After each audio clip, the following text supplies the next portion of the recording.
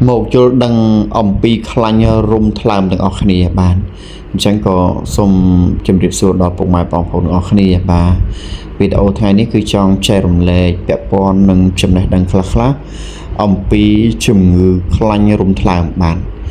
chẳng biết thà khăn rum tham cứ sầm đau từ lừa ca promote rum chỉ khăn chỉ trơn bà chọp nôn nâng tham bà hay khăn đằng ở ní cứ chiaประเภทkhăn triglycerid bàn bà miền đây tha bà chít score nó không riêng cài rồi bỏ dùng trơn lướt lục bà lướt pi đầm râu ca rồi bỏ sợi riêng cài dương nắng chân thám vì chỉ nẹt bầm lạnh hai việc bầm lạnh tôi chỉ bà khăn bà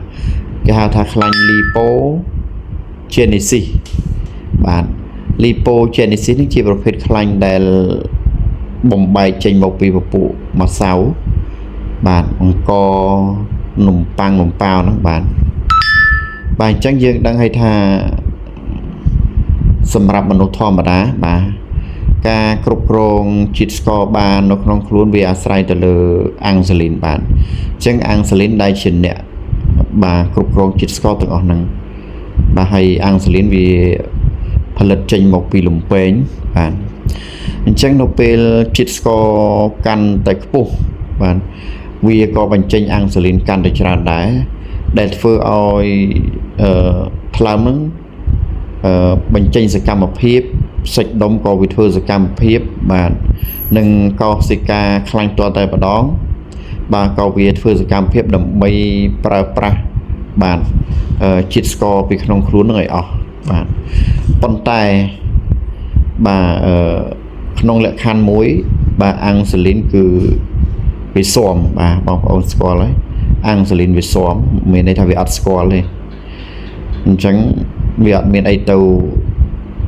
បន្សាបទៀតទេដោយសារវាស៊ាំនឹងស្ករឯងបាទអានឹងពាក្យហ្នឹងកន្លែងហ្នឹងមានន័យថាអញ្ចឹងអាស៊ាំហ្នឹងគឺមកពីបាទកតាដំណរពូជបាទឬក៏ជារបៀបរស់នៅពុំមានតុល្យភាពមានន័យថាបាត់បង់ការហាត់ប្រាណណាកន្លែងហ្នឹងបាទហើយប្រើប្រាស់ជាតិស្ករនោះហួសប្រមាណពេកបាទឬប្រើខ្លាញ់ហ្នឹងច្រើនពេកហើយរបបអាហារសម្បូរទៅដោយពពួកកាបូហៃដ្រេតមានន័យថាពពួកម្សៅជាពិសេសបាយយើងរាល់ថ្ងៃហ្នឹងហើយប្រើប្រាស់ខ្លាញ់អញ្ចឹងហូបសាច់ច្រើនពេកបាទអញ្ចឹងវាធ្វើឲ្យកោសិកាផ្សេងទៀតមិនឆ្លើយតបនឹងអាំងស៊ូលីនបាទហ្នឹងហើយកន្លែងហ្នឹងមានន័យថាយើងថាវាធន់អញ្ចឹងលំពេងត្រូវតែបង្ខំចិត្តបាទផលិតអាំងស៊ូលីនមួយច្រើនធ្វើម៉េចដើម្បីឲ្យស្ករយើងនឹងមានស្ថិរភាព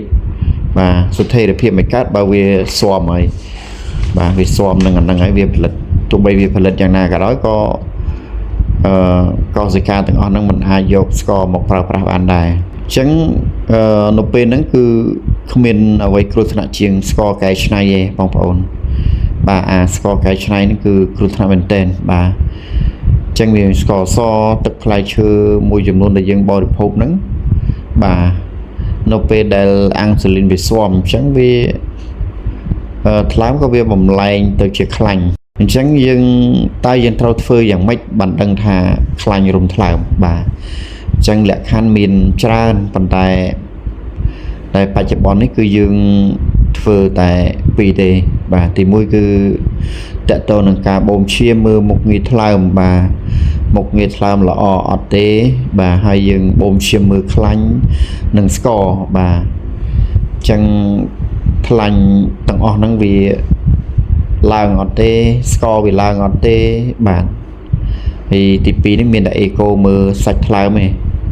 គ្រើមនៅទំហំថ្លើមរីកអត់បើប្រៀបធៀបនឹងតម្រងនោមអញ្ចឹងបើសិនជាវារីកខុសធម្មតាអាហ្នឹងមានន័យថាវាដោយសារវាខ្លាញ់រុំខ្លាំងពេកទៅវាធ្វើឲ្យថ្លើមវារីកធំខុសធម្មតាបាទហើយទី3ហ្នឹងវាអាចតកតងនឹងយើងធ្វើការវាស់វែងជាតិខ្លាញ់ដោយម៉ាស៊ីនផ្សេងអាហ្នឹងនៅស្រុកយើងអត់មានទេហើយទី4ហ្នឹងតកតងនឹង fibroscan បាទអញ្ចឹងយើងអត់មានដូចគ្នាអញ្ចឹងសំខាន់ដូចខ្ញុំនិយាយមិញអញ្ចឹងយើងមានតែពីរទេដែលយើងកំណត់ថាយើងមានជំងឺខ្លាញ់រំថ្លើមបាទដូចខ្ញុំបានជម្រាបខាងលើអញ្ចឹងបាទហើយយើងបង្ការកុំឲ្យមានខ្លាញ់រំថ្លើមតាមរបៀបណាដែរបាទយើងទៅបញ្ចុះគីឡូដោយមិនហូបអាហារណាដែលមិនល្អជៀសវាងអាហារដែលមានជាតិខ្លាញ់ទឹកដោះគោប៊ឺជាតិគ្រីមនិយាយទៅជីវជាតិដែលធ្វើឲ្យយើងឡើងគីឡូហើយយើងបង្កើនការហូបបន្លែផ្លែឈើបាទគ្រាប់ធញ្ញជាតិឲ្យបានច្រើនហើយជាលក្ខណៈផ្ដល់យោបល់ថាយើងគួរហូបសាច់ដែលមិនសូវសម្បូរទៅដោយខ្លាញ់ដូចជាសាច់ត្រីបាទយើងបាទគួរបរិភោគខ្លាញ់ល្អឲ្យបានច្រើនដូចជាបាទប្រេងអូលីវដូចជាomega 3ផ្សេងអីជាច្រើនទៀតដែលជាប្រេងល្អណាហើយបាទធ្វើលំហាត់ប្រាណឲ្យបានទៀងទាត់បាទហើយយើងherbal នេះherb នេះចឹងអាហ្នឹងយើងឱសថបុរាណចឹងយើងជៀសវាងការប្រើឱសថបុរាណចាស់ប្រើអាហារបំពន់បាទព្រោះវាអាចធ្វើយើងឡើងគីឡូដែរហើយមួយទៀតគឺជៀសវាងប្រើអាល់កុលបាទទម្លាប់ប្រើអាល់កុលហ្នឹងគឺផឹកស្រាផឹកវាហ្នឹងគឺក៏អត់ល្អដែរបាទអញ្ចឹងសម្រាប់វីដេអូហ្នឹងគឺខ្ញុំចង់ចែករំលែកបងប្អូនប៉ុណ្្នឹងទេហើយ